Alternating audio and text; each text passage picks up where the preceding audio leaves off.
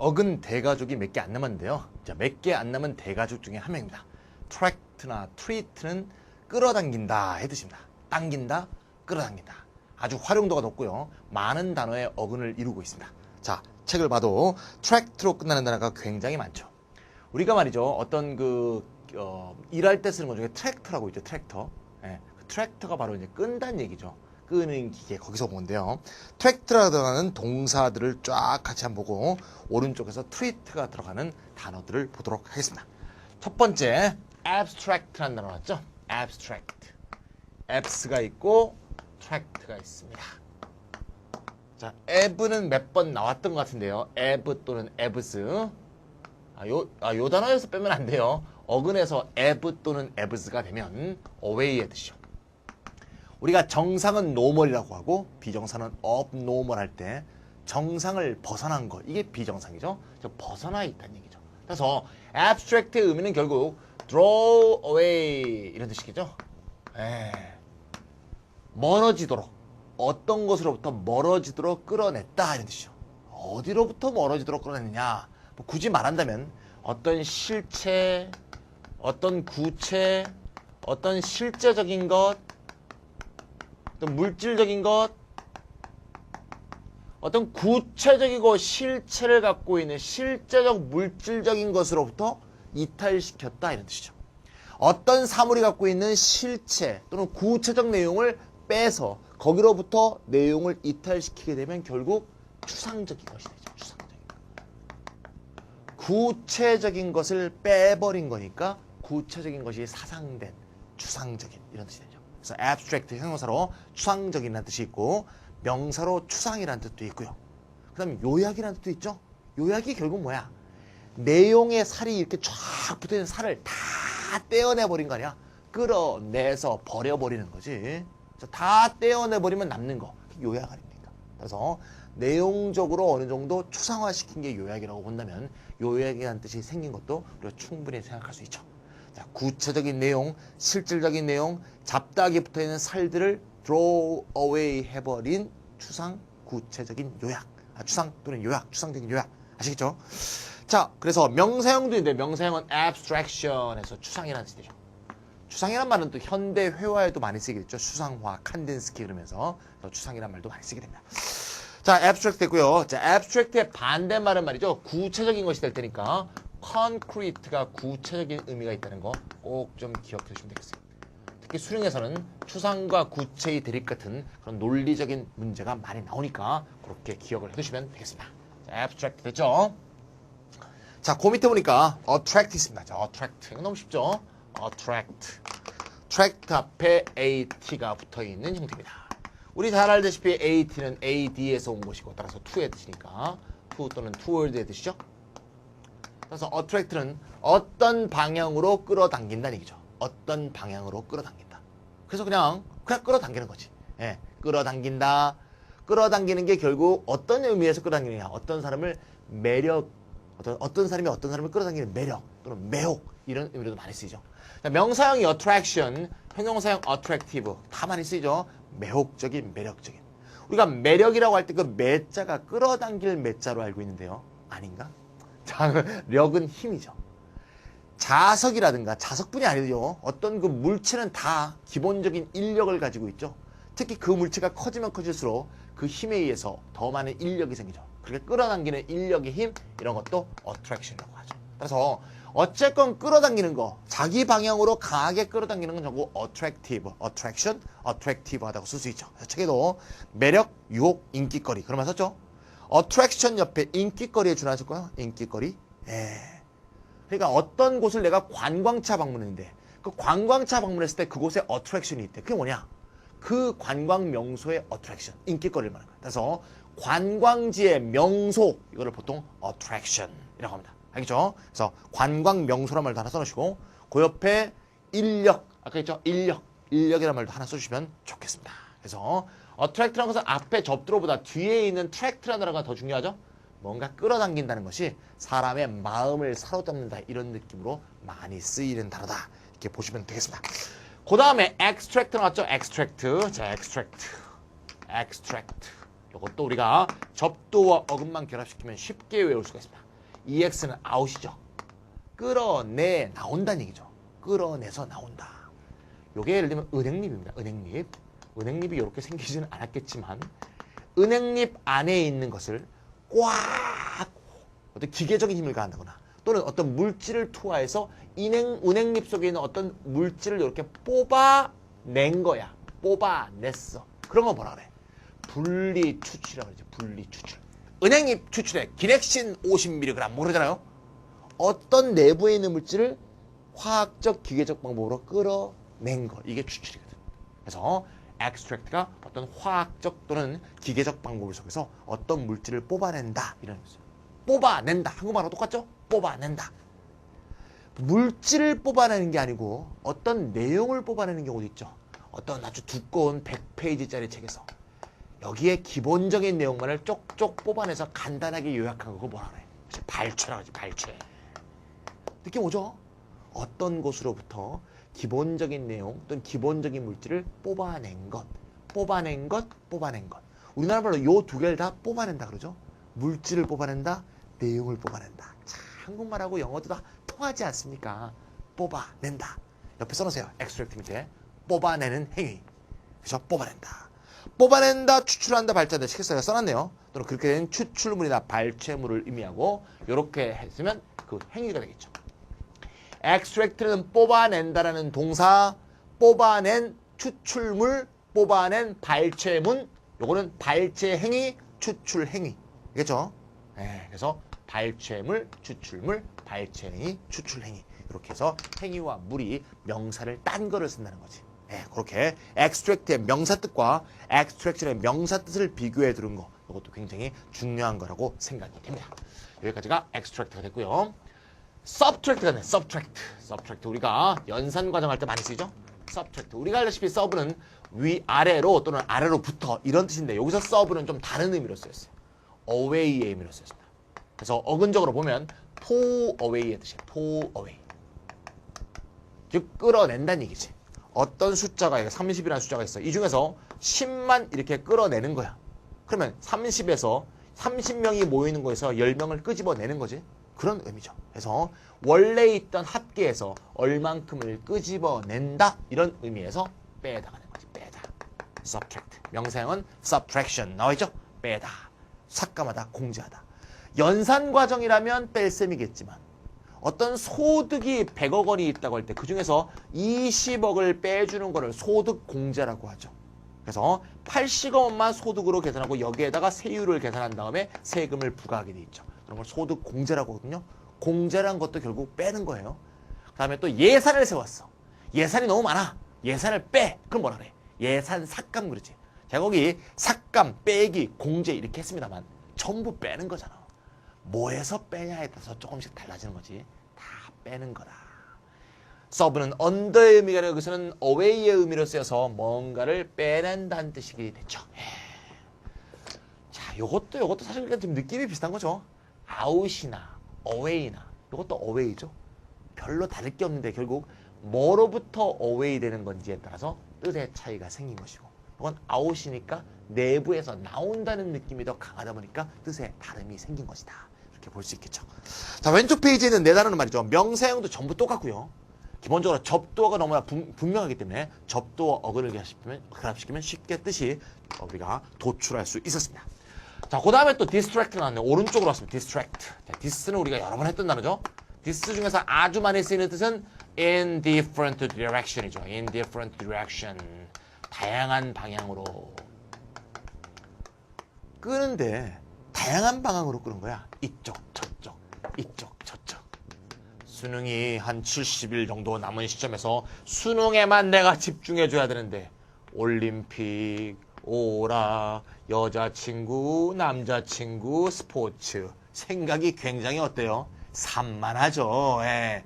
집중해야 될 생각이 다양한 방향의 매력적인 것들에서 다양한 방향으로 끌려있는 상황 요게 디스트랙트야. 주의를 산만하게 하다. 혼란시키다. 명사형은 당연히 distraction. distraction, 주의, 산만 많이 쓰이죠. 어떤 집중해야 될 일로부터 생각을 돌리게 하는 걸 distraction입니다. 자, divert attention 이렇게 영어적으로 외워줘도 좋을 것 같아요. 둘 다 수능에 많이 하거든요. vert는 말이죠. 마지막 남은 빅 패밀리 어글인데요. 아마 맨 끝 또는 맨 끝에서 두 번째 강의에서 나올 것 같습니다. 돌리는 거거든요. 돌리는 거. 관심을 돌리는 거. 집중해야 될 것으로부터 다양한 방향으로 관심을 돌리게 하는 거. 이게 distract가 되겠습니다. 굉장히 안 좋은 단어죠. 주의를 산문하게 하다. 근데 말이죠. 그 밑에 distraction 밑에 기분 전환이란 말이 나왔죠. 집중해야 될 일로부터 정신을 분산시키면 주의를 산만하게 하는 거지만 아주 골치 아픈 일로부터 생각을 돌릴 수 있게 하면 이거는 기분을 바꾸는 것이 되겠죠. 기분 전환 그런 의미로도 쓰일 수가 있습니다. 자 됐고요. 그 밑에 contract란 말 나왔죠. contract 우리가 잘 아는 단어인데요. contract는 크게 명사 뜻과 동사 뜻이 있는데 별로 관계 없어 보이죠. 명사일 때는 액센트가 앞에 있어서 contract가 되고요. 동사일 때는 액센트가 뒤에 와서 contract 이렇게 됩니다. 자, 그렇게 보시고요. 액센트가 거기 하나밖에 표기가 안 되는데요. 명사일 때는 contract, 동사일 때는 contract. 액센트를 두 개로 표기해야 되겠습니다. 명사일 때는 뭐라고 되어 있냐면 계약 또는 계약서라고 되어 있고 동사일 때는 수축하다라고 되어 있어요. 수축시키다 또는 수축하다. 계약하고 수축하고 무슨 관계냐. 따라서 어근적인 언어학습법이 필요하다는 거야. 이걸 무작정 외우면 이게 외워지니? 계약하고 수축하고도 뭔 관계가 있니? 그런데 여기서 이 트랙트가 for이라는 말을 알고 있으면 쉽게 요 두 개가 왜 나왔는지 알 수 있죠. 여기서 이게 나오거나 여기서 이게 나온 게 아니니까 이 두 개를 연상시키는 게 어려운 거지. 이 두 개는 전부 다 어떠한 공통의 기원에서 나온 거니까 이 두 개를 연결시킬 수 있는 거는 여기 차원에서 연결시키면 안 되고 이것의 역사들을 거슬러 올라가서 요 기원을 찾아야 되는 거 아니야. 그렇지? for, 커는 뭐야? together가 아니야. 여러 사람이 함께 당긴다는 얘기죠. 우리가 어떤 사업상의 협상을 하거나 사업상의 계약을 성사시킬 때 우리가 한국말로 뭐라 그래? 밀고 당긴다 그러지. 밀고 당긴다. 밀고 당긴다. 미는 건 뭐야? 당기는 건 뭐야? 내가 당기는 거지. 미는 건 뭔데? 저쪽에서 당기는 거지. 밀고 당기고 밀고 당기고 서로 풀 투게더. 이게 뭐야? 이게 계약이거든. 계약이란 게 원래 한국 사람만 그런 게 아니라 서양 사람도 서로 밀고 당기는 거야. 그래서 계약이란 말이 생긴 거야. 바긴이지 바긴. 알겠죠? 그 다음에 어떤 물질이 있어. 물질 하나가 아니고 여러 방향에서 함께 확 당겨봐. 그럼 뭡니까? 수축된다고 볼 수 있죠. 확 쫄아드는 거지. 그런 식으로 이건 물리적 과정에 쓰이는 것으로 써야 되는 거지. 명사형 컨트랙션이 있다면 당연히 요 동사의 명사형일 테니까 거기 수축, 단축 그런 말 나왔죠? 수축, 단축 옆에 단축형이란 말 하나 써보세요. I would의 단축형은 뭐죠? I'd. I am의 단축형은 I am. 이런 식으로 어떤 언어에 있어 이 축약형을 바로 contraction이라고 합니다. 알겠죠? 자, 그런 것도 기억하시고 비슷하게 생긴 단어 contrast는 대조, be in contrast with 이렇게 많이 쓰이죠? 대조 또는 대조를 이루다 동사일 때 contrast with 이렇게 많이 쓰이고요. contact는 우리 알다시피 접촉이죠. contact, 접속, 연결, contact. 그러니까 contact와 contrast와 contract는 완전히 관계없는 단어니까 비슷하게 생겼으므로 잘 기억해 둡시다. contract, contrast, contact. 자, 그 정도까지 기억하면 여기까지 전부 트랙트는 전부 다루었죠. 트랙트는 매우 빅 패밀리입니다만 트랙트가 들어간 단어는 접두어만 연결시키면 쉽게 단어의 뜻이 연상되기 때문에 쉽게 외울 수 있고 따라서 우리가 아주 편하게 활용할 수 있는 어근이다 이렇게 볼 수 있습니다. 그에 반해서 똑같은 어원에서 나왔지만 트리트가 붙은 단어들은 별로 이렇게 어근으로 인한 학습법이 별로 도움이 안 돼요. 왜? 전부 다 그 중간 과정에서 metaphorical, 비유적인 의미 변화 과정을 거쳤기 때문에 이거는 굉장히 문학적인 상상력이 필요한 거거든요. 어휘를 외울 때 이렇게까지 심한 문학적 상상력을 동원해야 되는지 의심스러울 수 있기 때문에 트리트는 무조건 외우는 게 더 좋은 단어들이 맞습니다. 자, 그냥 하나씩 해봅시다.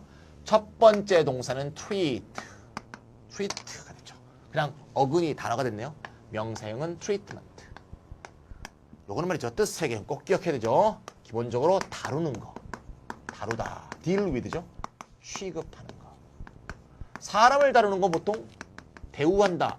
특히 음식이나 식사 따위로 대접한다. 이런 의미가 되겠죠. 그 다음에 상처라든가 질병을 잘 다루는 건 결국 치료가 되겠죠. 치료하다.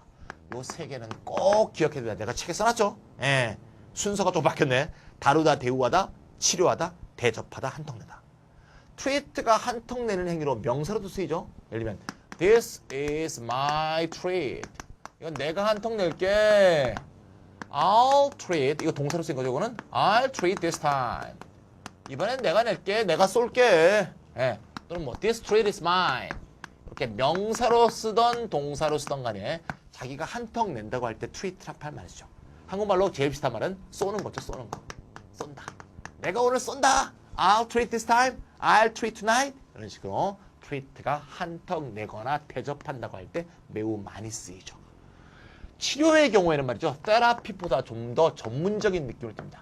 테라피도 치료지만 이건 뭐 물리치료라든가 피지컬 테라피 또는 무슨 아로마 테라피, 피지컬 테라피, 물리치료라든가 또는 무슨 뭐 자스민 향을 하면 무슨 뭐 마음이 위로가 된다 그런 식의 향치료법, 아로마 테라피라든가 이런 식으로 뭔가 2차적인 치료법, 전문적인 현대의학을 통한 치료보다는 이런 식의 어떤 다양한 치료법 또는 무슨 대체의학적 치료법을 표현할 때 테라피를 쓰는 반면에 현대의학에 의한 치료는 보통 트리트먼트라고 하게 되습니다. 내가 강의 들어오기 전에 기침을 좀 잘못하다가 목이 좀 다쳤어요. 강의하다 보니까 목이 좀 이상하네요. 자, 죄송합니다. 자, 목을 잘 가꾸는 것도 강사가 해야 될 기본 자세인데, 예, 제가 어떤 분이 제 그 생일날 강사한테 도라지가 좋다고 그래서 도라지 진액을 선물하셨다고 이게 물에 타서 먹으면 좋다고 먹고 있는데 감사히 먹고 있는데 뭐 당장 효과는 없네요. 왜? 그런 거는 트리트먼트가 아니고 테라피이기 때문이죠. 그죠? 아주 장복을 해야 되는 거지. 그게 뭐 갑자기 먹는다고 해서 목이 좋아지고 그런 거 오히려 몸에 좀 해로울 수도 있는 거죠. 예. 자, 이게 트리트와 트리트먼트인데 도대체 이게 끌어당기는 거와 무슨 연관이 있느냐? 저도 잘 모르겠어요. 선생님 모르다 그러면 어떡해. 예. 끌어당긴다, draw의 의미에서 요 의미가 비유적으로 나타났다라고 학자들은 얘기하죠. 뭐 생각해보면 상상할 수 없는 건 아니에요. 뭔가를 끈다는 것은 어떤 것에 대해서 작용한다는 것이고 어떤 것에 대해서 행동한다는 것이고 이런 것은 광범위한 의미의 deal with라는 단어로 충분히 연상될 수 있다고 생각할 수 있겠지만 이렇게 생각할 필요가 뭐 있냐 이거지. 그래서 이거는 어근과 무관하게 요 세 개를 잘 기억해 주면 되겠습니다. 다행히도 요 세 개는 여기로부터 분명히 연관되는 의미 규정을 충분히 우리가 잡을 수가 있죠. 그래서 충분히 내용이 어떻게 파생되는가 알 수 있기 때문에 예문 같은 걸 잘 동원해서 외워주시면 되겠습니다. 요게 트리트고요. 그 밑에 트리티 나왔죠. 트리티. 자, 트리티. 그냥 이렇게 씁시다. 현색으로. 별로 어근하고도 관계없는데 트리티는 조약이에요. 조약. 이거는 내용적으로 볼 때 아까 컨트랙트와 비슷하게 생각할 수 있어요. 컨트랙트는 사업 당사자끼리 밀고 당겨서 맺는 거지. 조약은 나라끼리 밀고 당겨서 맺는 거거든요. 그래서 밀고 당기다는 느낌이 담겨 있는데 꼭 그렇게 외워야 되는 거는 아니겠어요. 그래서 컨트랙트와 트리티가 결국 어근이 같다는 걸 알아두면 혹시 도움이 될지 혹시 헷갈릴지 저도 장담하기 어렵습니다. 이렇게 헷갈릴 수도 있어요. 컨트랙트와 트리티 전부 밀고 당기는 거고 하나는 기업 주체끼리 밀고 당기는 거 하나는 국가끼리 밀고 당기는 건데 두 개 중에 어느 게 기업이었지? 두 개 중에 어느 게 나라였지? 이렇게 헷갈리면 저건 책임 못 집니다. 그건 책임 못 지고 잘 기억해 두시면 컨트랙트가 계약인 건 좀 아실 테니까 그쪽은 비즈니스, 이쪽은 컨트리 이렇게 기억해 두시면 도움이 되겠습니다. 그 밑에 and treat 나왔죠? and treat. en이 앞에 붙으면 접두어로서 동사를 만드는 접두어죠. 서로 끌어당기게 만든다 이런 얘기인데요. 서로 끌어당기게 만든다. 자, 이런 것도 여기서 간청하다, beseech, 간정하다, 탄원하다 이 밑이었고요. 요거의 명사형이 또 entreaty까지 나오는데요. 자, 요것도 어근적으로 접근하기는 상당히 어렵다고 볼 수 있습니다. 그래서 무조건 외워두시면 좋겠고요. 수능에는 날 가능성이 적기 때문에 비수능이라고 하나 써놓으시면 되겠습니다. 자, 지금 두 페이지 중에 있는 단어 중에서 가장 수능 출제 가능성이 없는 단어다. 이렇게 보시면 되니까 수능만 대비하시는 분은 잊어버리시면 되겠습니다. 맨 마지막에 retreat. 자, 그래도 맨 마지막에 얘가 나와줘서 treat를 다루는 의미를 좀 우리가 좀 생각할 수 있게 해주죠. re는 back이죠, back. 그럼 pull back 아니야, pull back, draw back, pull back. draw back. 뒤로 끌어당기는 거지. 군대를 파견했다가 야야야야 돌아 확 뒤로 끌어당기는 거 뭐야? 철수지 철수. 퇴각. 우리가 군대 철수 퇴각할 때 한 단어로 어떻게 쓰죠? 그렇죠. 동사 withdraw 쓰죠. 재밌죠? 여기도 들어가 있고 여기도 들어가 있고 여기도 들어있잖아. 그렇잖아. 아하, treat가 draw인 게 분명하네요. 앞에 세 단어 볼 때는 정말 draw 맞아? 이렇게 생각하고 싶었는데 draw가 맞네요. 뒤로 끌어당긴다. retreat, drawback, withdraw 이렇게 외워두시면 그냥 일거에 세 개를 외워버리는 거지. 접도도 외우고 어근도 외우고 한꺼번에 파생된 동의어도 외워주시고 이렇게 기억하면 되겠습니다. 여기까지가 트랙트와 트리트가 들어가는 단어인데 좀 전에 앞에 설명했듯이 트랙트는 정확하게 어근을 100% 적용해서 외워주시고 트리트는 일부 단어만 적용해 주시면 되겠어요. 한 단어는 빼기도 했죠. 자, 예문 19개 예문을 같이 보도록 하겠습니다. 19. 1번 We learn formal skills. 우리는 어떤 공식적인 기술들을 배우는데 like learning a foreign language and doing a proof in physics. 언어학습이라든가 물리학의 증명을 한다든가. 근데 어떻게 formal skill을 배우냐? 요 방법이 나오죠. 나레이 바삐 보입니까? 어떤 방법을 통해서 reading a textbook, 교과서를 읽는다든가 understand the abstract principle, 어떤 추상적인 원리를 이해하는 걸 통해서 배우는 게 아니고 자, 우리가 외국어 배울 때 추상적인 원리만 배운다고 되는 게 아니죠. 거기 채워넣을 수 있는 컨텐트, 내용, 독해, 단어, 어휘, 표현, 그죠? phrase 이런 거 다 기억해야 되잖아. 그치? 어법만 배운다고 어려가 되는 게 아니잖아요. But by actually solving problems in those fields, 이 분야의 실제 문제를 해결하는 과정을 통해서 배운다. 그죠? 외국인과 말을 한번 붙여본다든가 아니면 시험을 대비하면서 공부를 한다든가 그치? 이런 식의 어떤 실질적인 우리 문제 해결 과정을 통해서 학습이 되는 것이다. Abstraction is a mental process. 추상화 과정이라는 것은 어떤 정신적 과정인데 우리가 사용한다. 어떨 때? Trying to discern, 분간하려고 할 때 뭘 분간하죠? 과연 무엇이 필수적인 것인가? 무엇이 관련된 것인가? relevant는 to와 아주 밀접한 연관이 있죠? relevant to 또는 뭐 pertinent to. pertinent를 우리가 pertain 할 때 했었죠? tain, hold 할 때 문제에 연관된 무엇이 필수적인 것인가? 무엇이 문제와 직접 연관된 것인가? 이런 것을 분간할 때 우리가 사용하는 정신적 과정을 추상화라고 볼 수 있습니다. 왜냐하면 말이죠. 어떤 사물이 있어요. 또는 어떤 주장이 있어요. 사물이건 주장이건 굉장히 이게 구체화되는 과정에서 살이 많이 붙어 있어요. 살. 그렇죠? 이게 사실 실체죠. 많은 살들이 붙어 있어. 어떤 사람이 주장을 해도 주장의 배경, 주장의 이유, 주장의 원인, 주장의 귀결 뭐 많이 붙어 있거든. 그럴 때 우리는 다른 살이 붙어 있는 것과 잘 분간이 안 될 때가 있어. 이럴 때 어떻게 하냐면 거추장스러운 살을 다 떼어내는 거야. 그러면 핵심 고갱이만 남죠. 이런 과정을 뭐라고 한다? 추상화라고 한다. 이거야. 그러면 결국 우리 이런 말 쓰잖아요. 대화하다가 그래서 핵심이 뭔데? 핵심이 뭐야? 핵심은 이겁니다. 요거는 다른 구체적인 걸 다 폴어웨이, 사상해버린 상태의 추상화 이런 과정을 말하는 거죠. 절대 추상화라는 게 애매모호해지는 게 아니야. 우린 추상화란 말을 잘못 아시는 분들인데 추상화는 논리학에서 애매모호해지는 게 아니라 핵심만 남기는 거야. 구체적으로 치장해왔던 수식어 또는 뭐 치장해왔던 여러 가지 표현들 또는 그런 살들 이런 걸 버리는 과정을 추상화라고 한다는 거. 이거 꼭 좀 기억해 두시면 나중에 또 도움이 될 겁니다. 3번. That ocean is full of sharks.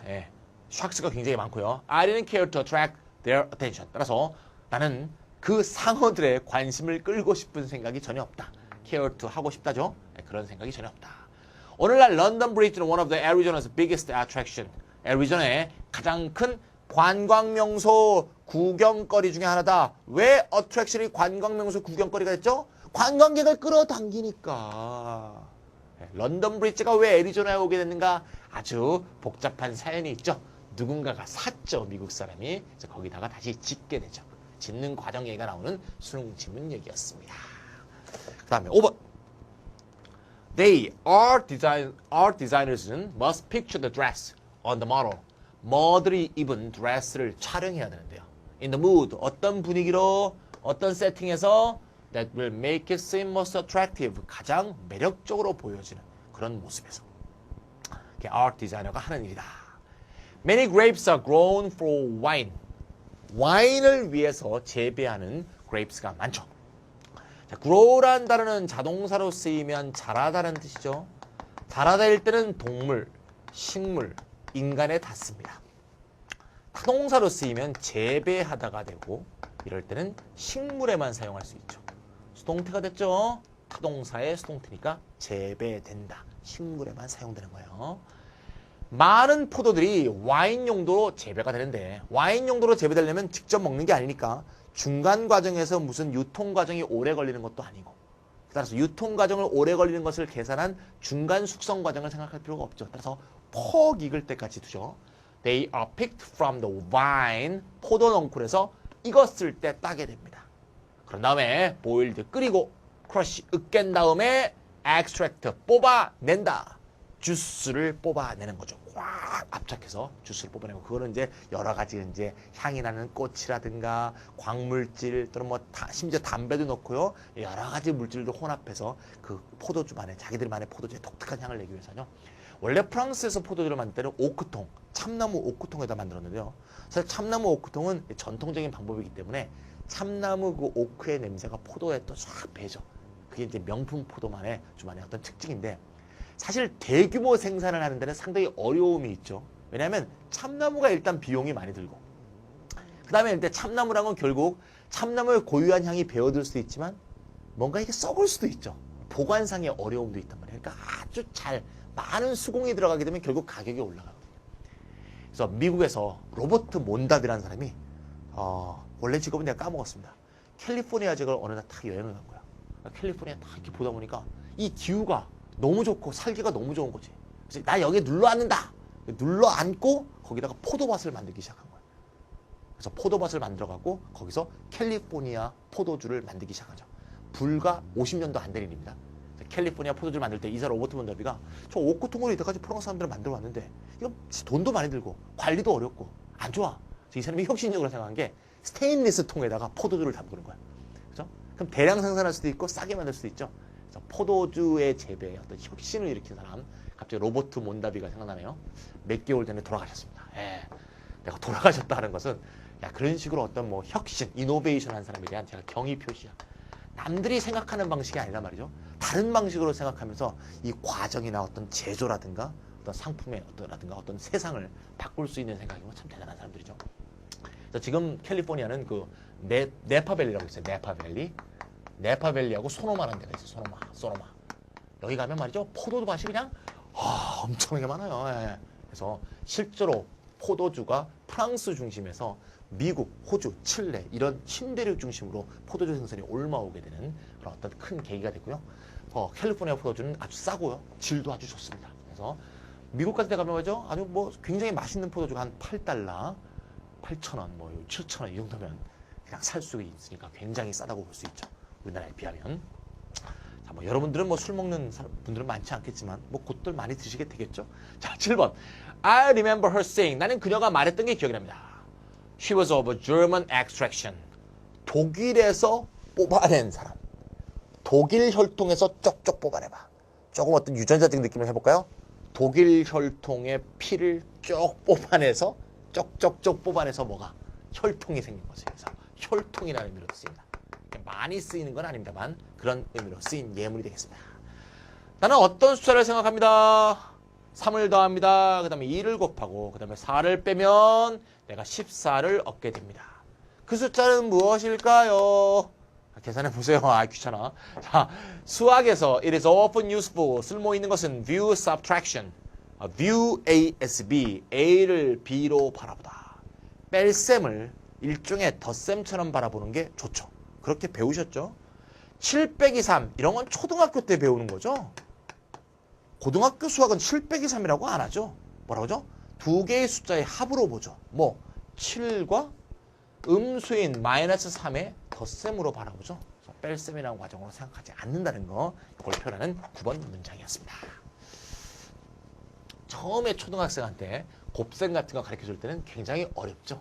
무슨 뭐 양이 10마리가 있는데 그게 2마리씩 모아서 말이지. 이건 나눗셈이구나. 2마리씩 모으게 되면 몇 마리가 되지? 몇 개가 되지? 5개. 그러면 이런 게 나눗셈이 이렇게 가르치는 거지. 예. 나눗셈이란 말도 안 쓰죠, 처음에. 10번.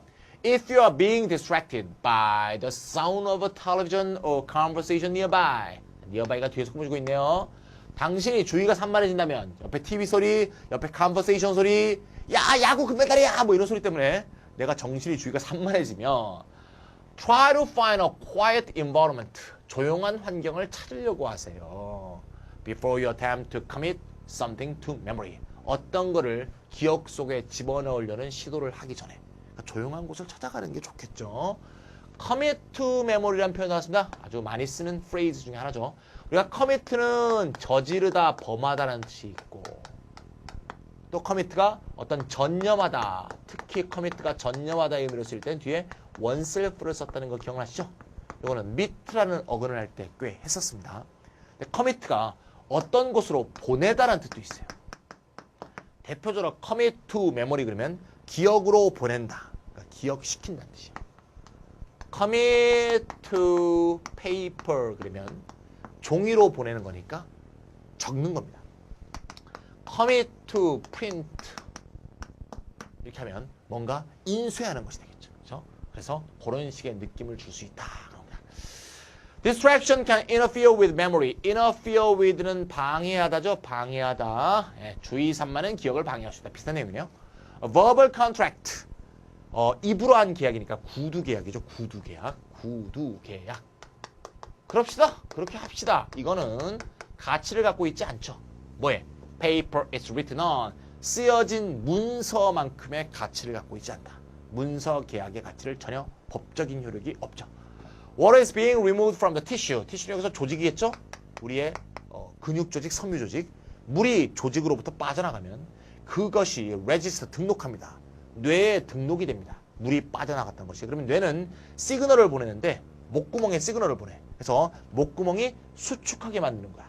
make, 목적어, 원형 부정사. 이 수축 현상이 당신으로 하여금 thirst를 느끼게 만드는 것이다. 참 오묘하네요. If I were a genius, 내가 genius라면 were를 쓴 거로 보니까 genius가 아닌가 보죠. 예. 내가 genius라면 나는 꺼려하지 않는다. mind라는 동사 뒤에 ing가 오죠. 회피 동사들은 뒤에 투부정사를 쓰지 않고 ing를 쓰죠. mind라든가 avoid라든가 resist라든가 escape 같은 회피 동사들은 전부 뒤에 ing가 옵니다. 나는 being treated like one. 여기서 one은 genius죠. 내가 만약에 천재라면 천재처럼 대접받는 걸 나도 꺼려하지 않겠다. 하지만 나 천재 아니걸랑? 그래서 나는 I do mind. 나는 꺼려해. 천재처럼 취급받는 것. 좀 의역하면 내가 천재면 천재 대접 받지 내가. 천재도 아닌데 왜 날 천재로 대우하고 그래. 송모군이 하고 싶은 말인지도 모르겠네. 아주 천재라 그러면서 아주 어린 나이에 무슨 대학교에 들어갔는데 또 대학교를 지금 간두고 뭐 좀 걱정돼요 그 학생. 괜히 그냥 어른들이 말이죠. 사람 괜히 뛰어났다가 뭐 그죠? 사람의 괜히 정상적 성장을 막는 게 아닌가 이런 생각도 들고 뭐 부모님들이 잘 하시겠죠. 15번 New medical treatments. 새로운 의학적 치료법이 have offered hope. 희망과 심지어 생명을 주었다. 생명 그 자체를 주었다. 누구에게? 심하게 병에 걸린 사람에게. Wherever he stopped. 그가 어디에 멈추든 간에 he made treaties. 그는 조약을 맺었다. African chiefs. 아프리카 추장들하고. He happened to meet. happen to. 우연히 뭐마다. 우연히 만나게 되는. 뭐 목적이 있었던 것도 아니고 약속이 있었던 것도 아니죠. 중간에 가다 만나는 추장들하고 전부 조약들을 맺었답니다. 참, 조약이 뭔지 알고 맺었을까? I entreat. 나는 간청하옵건데 answer me as frankly as usual. 평소처럼 솔직하게 답변해 주세요. 자, 그다음에 it is our particular wish and entreaty. 우리의 특별한 소망이자 우리의 간청인데 you would come to us as soon as you can. 가능한 빨리 와달라. 나롱리라네요. 나롱리에 발월수 구문이 나와 있는데 나롱리 다음에 이렇게 주어 동사가 나와 있다면 반드시 조동사 도치가 발생하죠. 나롱리 뭐뭐 할 뿐만 아니라 타이즈 조수간만은 전진했다 후퇴했다 영원한 리듬으로 계속하기 때문에 실제 C의 해수면 수위 자체는 결코 쉬고 있는 상태가 아니다. 끊임없이 움직이고 있다고 볼 수 있죠. 자, 그래서 트랙트, 트리트가 들어가는 예문도 전부 살펴봤습니다.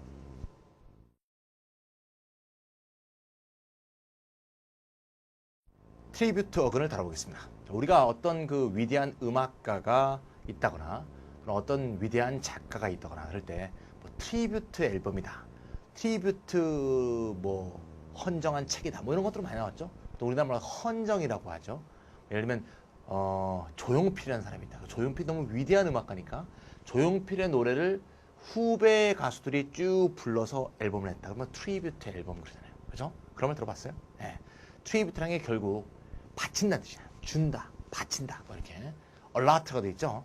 할당한다, 준다, 부여한다, 이런 식의 의미를 갖는 단어인데 결국 어떤 사람에 대한 존경의 표시로 그 사람한테 주는 것, 이게 트리뷰트거든요. 어떤 사람에 대한 존경의 표시로 줄 때 물건으로 주면 곡물이겠지. 곡물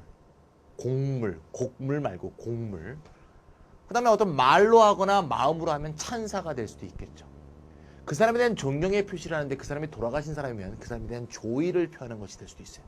한국말로는 표현이 다 다르지만 어떤 사람에 대한 존경을 표하는 거, 이게 영어로 트리뷰트가 되겠습니다. 트리뷰트 어글이 들어가는 단어는 트리뷰트라는 단어만 있는 게 아니고 우리가 많이 아는 단어들 몇 가지가 좀 더 있죠. 일단 attribute가 있습니다. attribute. 다 써놓고 해볼까요? 몇 개 안 되니까. 그 다음에 contribute가 있고요. 그 다음에 distribute가 있습니다. distribute. 우리가 잘 아는 단어 3개가 됐습니다. 다 굉장히 중요한 단어들이죠. 뜻이 또 다양하기 때문에 꼭 알아둬야 될 단어라고 볼 수 있습니다. 자, attribute는 맨 앞에 to가 있네요. 예. 누구누구에게, 어디에게 바친다. 이거지. 누구에게 바친다. 뭘 바치냐? 공을 바칠 수도 있고, 어떤 사물이 일어나는 원인을 바칠 수도 있고, 또는 그것이 존재하는 이유를 그 사람한테 던져줄 수도 있고, 여러 가지 의미가 돼요. 실제로 쓰일 때 attribute A to B 이렇게 쓰이죠? 유사 표현도 좀 기억해 봅시다. ascribe 거의 비슷한 단어죠. ascribe A to B. impute도 비슷한 단어인데 impute는 보통 좀 나쁜 일의 원인을 돌릴 때 많이 쓰이죠. attribute A to B, ascribe A to B, impute A to B 이렇게 기억하시고요. 유사어 3개 기억했습니다. 요때 이 attribute A to B는 아까 뭐라 그랬죠? 어떤 A라는 일이 있다고 봅시다. A라는 어떤 사건이 있어. 이런 일, 사건이 일어난 원인을 이 사람한테 주는 거야. 원인을 이 사람한테 돌리는 거죠. 그러면 A를 B 탓으로 돌리다 이렇게 할 수 있겠죠. 근데 예를 들면 일 사건 중에서도 약간 어떤 특수한 일 사건 한번 만들어 본다면 예를 들면 그의 his high score입니다. 어떤 과목의 점수가 굉장히 높게 나왔어요. 그렇죠? 네. 그랬을 때 이게 to him 이렇게 했습니다. 그러면 높은 성적을 이렇게 봅시다. 높은 성적을 그의 탓으로 돌리다. 그럼 좀 이상하잖아요. 이런 경우에는 그가 높은 성적을 냈다고 생각한다. 이렇게 할 수도 있겠죠. 결국 높은 성적이 된 원인을 이 사람한테 귀속시키는 거거든. 한국말로는 조금 다르게 되더라도 다 마찬가지란 말이에요. 따라서 B가 A를 했다고 여기다. 또는 B가 A를 가지고 있다고 여기다. 이런 식으로 다양하게 한국말로 표현할 수가 있게 됩니다. 좀 한국말은 다 다르지만 어쨌건 B가 있게 되는 원인이 A. B가 존재하는 이유가 결국 A의 행위.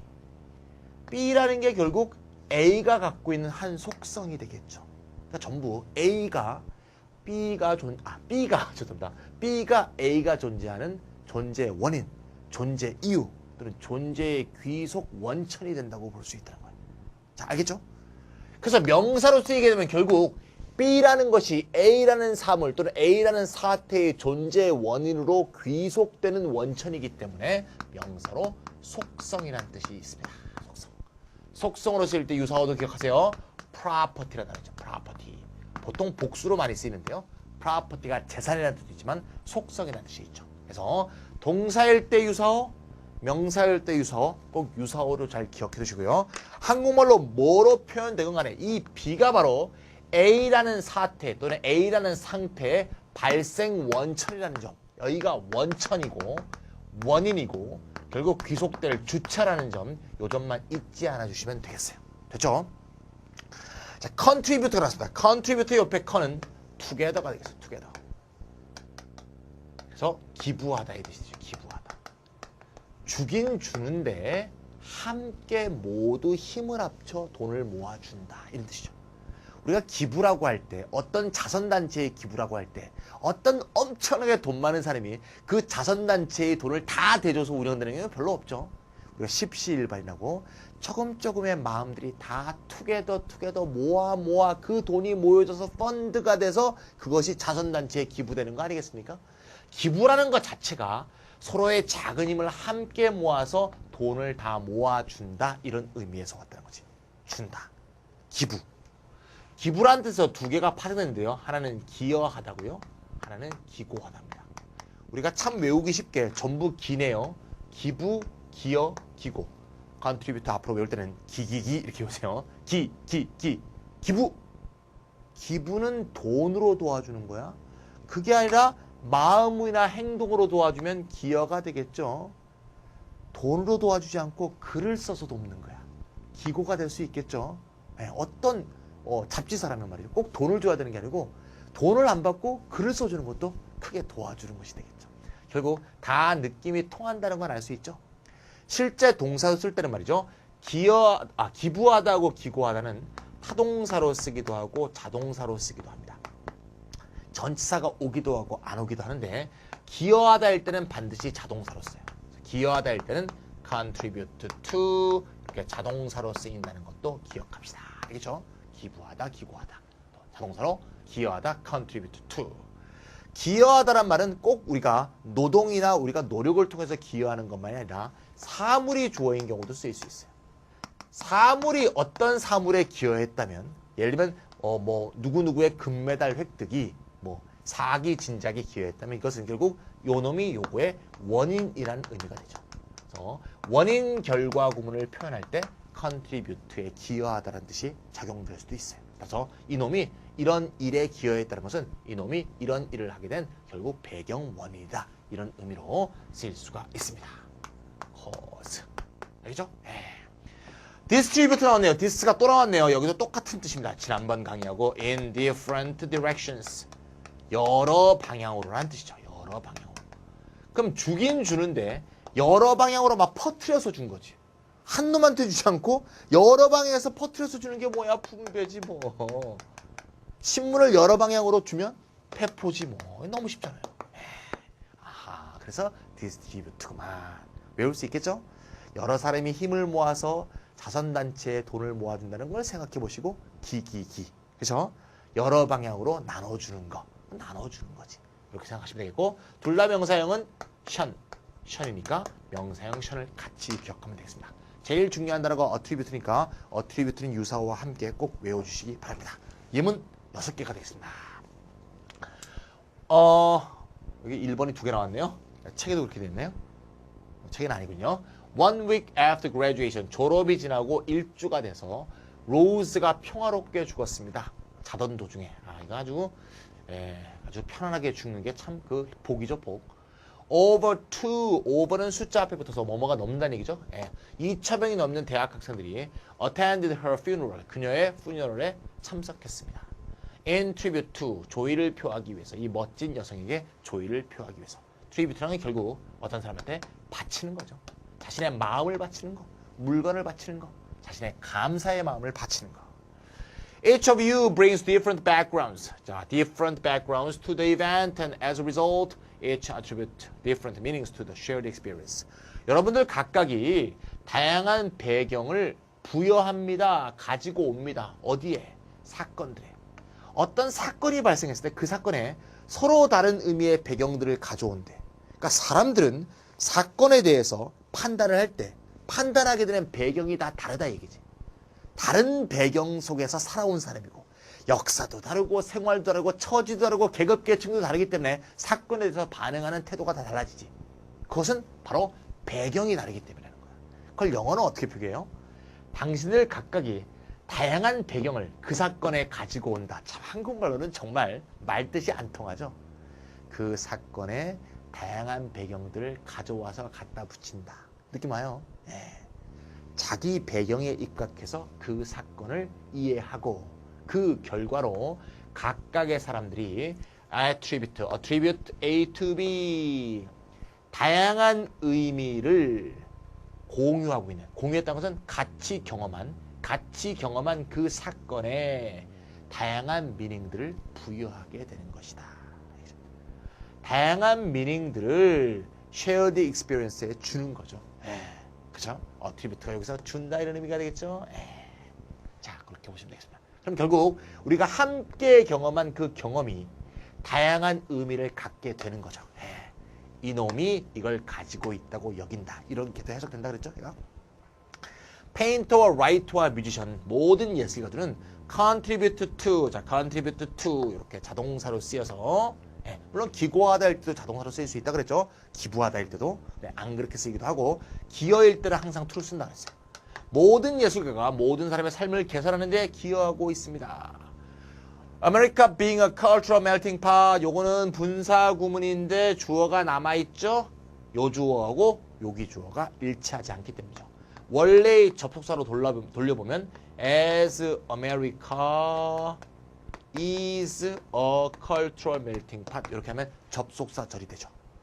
아메리카는 문화적인 melting pot, melting pot의 원래 뜻은 용광로란 뜻인데 실제 영어에서 쓰일 때 용광로라는 의미보다는 다양한 문화가 녹아 어우러져 있는 그러한 문화적 실체, 문화 국가, 그런 식의 사회 이런 걸 표현할 때 멜팅팟이라고 한다 그랬죠? 특히 미국같이 다양한 인종과 문화가 어우러져 있는 사회를 멜팅팟이라고 합니다. 미국은 문화적 용광로이기 때문에 모든 미국인들은 learn about each other 서로서로에 대해서 좀 learn할 필요가 있고 appreciate 진가를 알 필요가 있죠. contribution 기여에 대해서 누가 한 다양한 인종 집단들이 행한 그런 기여에 대해서 잘 알 필요가 있죠. 아마 흑인 역사 주관에 대한 얘기였던 것 같은데요. 흑인들이 얼만큼 미국 사회 발전에 기여했는지 다 알게 하기 위해서 흑인 역사 주관이 필요하다. 이걸 옹호하는 글이었던 기억이 납니다. 94년도 첫 수능이었는데요. 기억이 좀 가물가물하네요. 그때도 분명히 학생들 데리고 해설 강의했던 기억이 나는데 5번 Personal information has been collected and distributed. 개인정보가 수집돼서 분배돼 버립니다. 아무 통제 없이. 그래서 causing harm to the right to privacy. right to privacy. right 다음에 to가 나오면 이 to는 전치사예요. 그래서 뒤에 privacy라는 명사가 나오겠죠. 사생활권이죠. 사생활 권한에 대한 침해가 될 수 있다. 우리나라 개인정보 유출은 세계 아마 최고일 거죠. 왜냐하면 인터넷이 무분별하게 우리가 보안이 발전하기 전에 보안 기술이 발전하기 전에 인터넷이 무분별하게 확장되다 보니까 보안이 취약한 서버들이 굉장히 많죠. 그리고 최근에 H모 통신 그렇죠? 이거는 보안에 뚫린 게 아니고 회사 직원이 회원 정보를 빼돌려 갖고 이거는 심각한 범죄죠. 그래서 이 회사 자체가 유명한 S그룹의 계열사로 편입됐는데도 신규 회원 모집을 몇 개월 동안 못했죠. 이번에 풀렸습니다. 드디어. 그리고 이제부터는 회원 모집하는데 몇 개월 동안 회원 모집을 못했습니다. 직원이 고객 정보를 빼돌렸으니 이거 말도 안 되는 짓이죠. 그렇죠? 국민 앞에 회장이 와서 사죄라도 해야 되는 거 아니야? 그런 문수도 넘어가야죠. 우리는 말이죠. 시민들을 보호해야 됩니다. Compiling of personal data. 개인정보를 수집하는 것에 맞서서. 또 unrestricted. 제한받지 않고 사용하는 것에 맞서서. 그리고 distribution of such data. 그러한 데이터를 마두고 배포하는 것에 맞서서 싸워야 됩니다. 같은 지문이죠? 같은 지문에 나와 있는 distribute와 distribution이라는 단어가 나왔다고 볼 수 있습니다. 자, 오늘은 준다 의미의 tribute라는 어근을 다뤄봤습니다.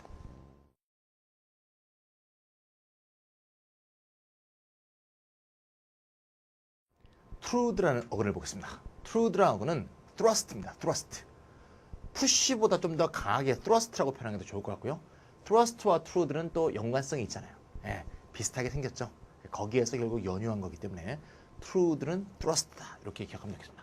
thrust는 push가 세게 하는 거예요. push hard. 세게 밀치다. 세게 밀다. 그런 뜻입니다. 자, truth라는 단어는 세게 민다. 강하게 밀친다라는 뜻이 있는 어근이 됩니다. 거기에 들어가는 단어 하나씩 보면 첫 번째는 intrude가 되네요. intrude. 이도 그냥 빨간색으로 합시다. 이는 안으로 들어오는 거니까 결국 thrust, 밀치고 안으로 들어온다 이런 얘기죠. 밀치고 안으로 들어온다. 허가한 적도 없고 또는 무슨 뭐 승인을 한 적도 없고 환영한 적도 없는데 그냥 밀치고 들어오는 것이 그게 뭐야? 침입이지. 침입. 침입은 물리적으로 어떤 공간을 들어가는 거죠? 공간이란 건 꼭 물리적으로만 존재하는 게 아니죠. 나의 사생활 공간이라든가 나만의 영역이라든가 이런 것을 허락받지 않고 마구 물어보거나 마구 쳐들어오는 것도 일종의 침입이죠. 그게 뭐야? 간섭이잖아. none of your business. 네 일 아니야 이 새끼야. 왜 내 일에 이 새끼야 침입하고 그래? 그러니까 공간에 침입하는 게 아니고 어떤 사람의 사적인 영역에 침입하는 게 결국 간섭이니까 침입이나 간섭을 intrude라고 할 수 있겠죠. 쉽게 외울 수 있겠죠. 세차게 밀친다 이것만 기억하시면 쉽게 알 수 있어요. 명사형이 intrusion이 됩니다. 그러니까 truth가 truth가 되는 거죠. intrusion은 명사로 침입이나 간섭을 의미하게 되겠죠. intrusion은 뒤에 of privacy 이런 걸 쓰게 되면 뭐? 사생활 침해가 되겠죠. 사생활 침해는 이렇게 쓰기도 하는데요. infringement. 경계선을 넘어간다는 얘기인데요. 사생활 침해. intrusion of privacy, infringement of privacy 이런 식의 표현들을 씁니다. 자, 그 밑에는 extrude가 나왔습니다. 반대의 뜻이겠네요. ex가 나왔으니까 반대의 뜻이라기보다는 반대의 접두어가 붙어있네요. extrude. ex는 out이니까 thrust out이죠. 밀치고 나온다는 얘기죠. 밀치고 나온다. 그러니까 밀쳐내다지 뭐.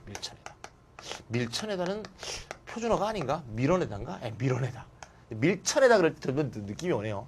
밀어내다, 밀려 나오다. 그죠? 타동사의 뜻되고 자동사의 뜻되고 밀어내다, 밀려 나오다. 그런 뜻이 되겠습니다. extrude. 마지막에 protrude 나왔네. protrude. pro는 forward니까 앞으로 밀치고 나온다는 얘기죠. 앞으로 밀치고 나온다. 전부 여기에 다 있어. 이렇게 있는데 한 놈만 지가 탁 앞으로 밀치고 나왔어. 뭐 하는 겁니까? 그렇죠. 돌출하네. 돌출한다. 앞으로 튀어나온다. 이런 얘기죠. protrude는 돌출한다. 이런 의미에서 많이 쓰인다고 볼 수 있습니다.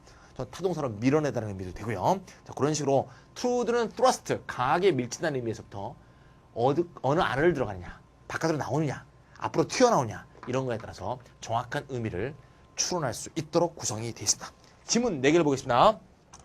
I will not intrude any further. 난 더 이상 간섭하지 않으마. 얘기죠.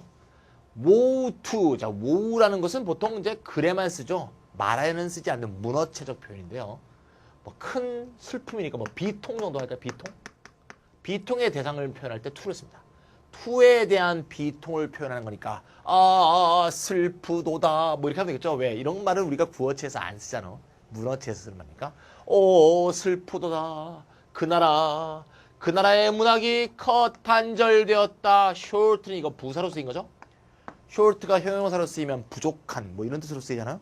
부사로 쓰이면 갑자기라는 의미로 말입니다. shortly 그러면 즉시죠. short는 갑자기. by the intrusion of force. 무력, 폭력의 침입으로 인하여 갑자기 문학이 단절돼 버린 그 나라에게 비통함을 표하노라. This is not merely. 자, not merely, not only죠. not merely 바로 소금은 not merely but. 이것은 단지 interference with. 자, interfere with 기억나시죠? 뭐뭐에 대한 방해, 간섭, 개입. freedom of the press. 왜 이렇게 phrase가 많이 나와? 언론 자유죠? 이 언론의 자유에 대한 간섭에 그치는 것이 아니라 간섭일 뿐만 아니라 seal은 봉인이죠. 봉인은 꽉 닫아서 봉인. 원래 이렇게 밀랍을 사용한다든가 무슨 뭐 접착제를 사용한다든가 모터를 이용해서 꽉 닫아버린 건 봉인이죠. 완전히 봉인하는 것이다. 뭐를? nation's heart. 어떤 나라의 심장을, 어떤 나라의 마음을 완전히 딱 봉인해 버리는 것이라고 볼 수 있다. 폭력으로 침입해서 문학을 결국 단절돼 버렸기 때문에 그 나라의 영혼이 완전히 질식돼 버린 것이다. 그런 내용을 얘기하는 거죠. upon contact. upon 다음에 명사나 동명사가 나오면 upon이나 on은 같은 거죠. 하자마자 또는 할 때 그런 얘기죠. 내 다리에 접촉했을 때 fire ant, 그 fire ant 불개미가 extruded their stinger, 자신의 침, 무는 침을 바깥으로 내밀었다. 바깥으로 내밀었다니까 내밀었다. 내밀었다. 그죠? 침이 탁 나온 거죠. 유명한 베르나르 베르베르라는 그 소설가 있죠. 우리나라에서 굉장히 인기 있죠.